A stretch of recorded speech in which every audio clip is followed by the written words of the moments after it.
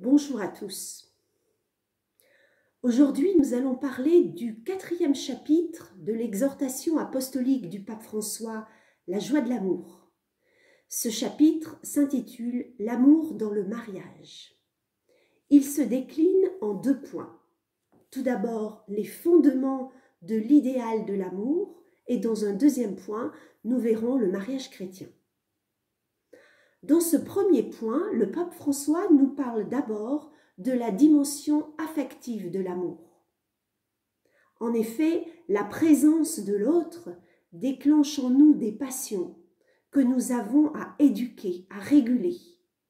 Il nous rappelle que nous sommes faits corps et âme et que nous sommes invités à exprimer l'amour dans notre corporalité sexuée.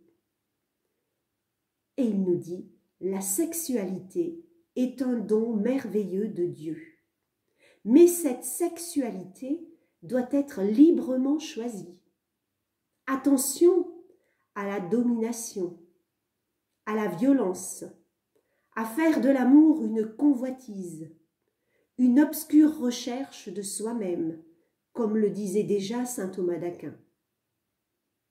Dans un deuxième point, le pape développe la dimension morale ou éthique de l'amour. Qu'est-ce que c'est? Aimer, c'est vouloir le bien de l'autre. Il s'agit de faire le bien avec et pour l'autre. Donc, rentrer dans une relation d'altérité. Maintenir l'autre comme autre. Il n'est pas moi, je renonce à le dominer.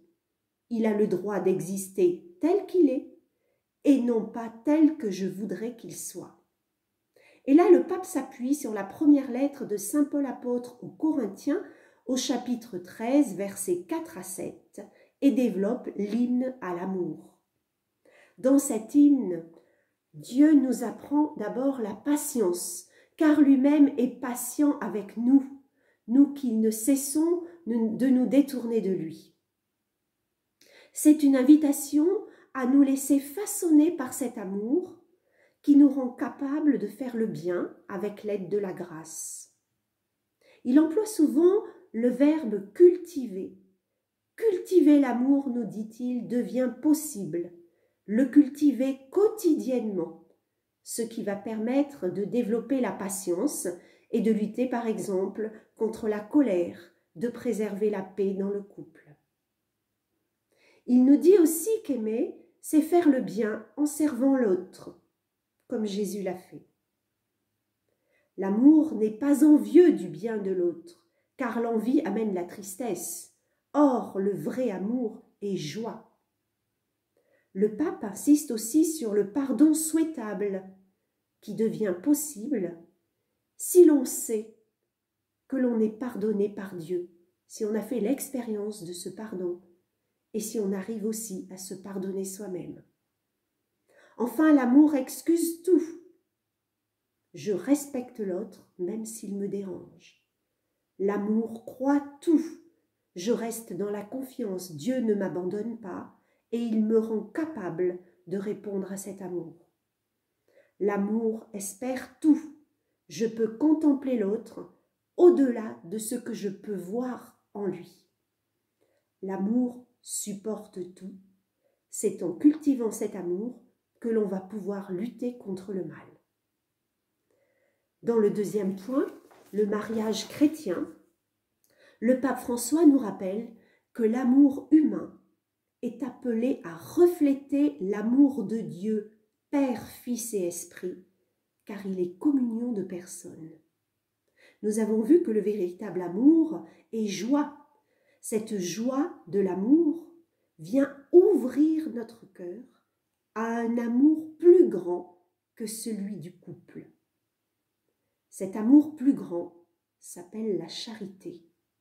Cela nécessite une conversion de notre regard, adopter le regard du Christ sur les autres et sur soi-même.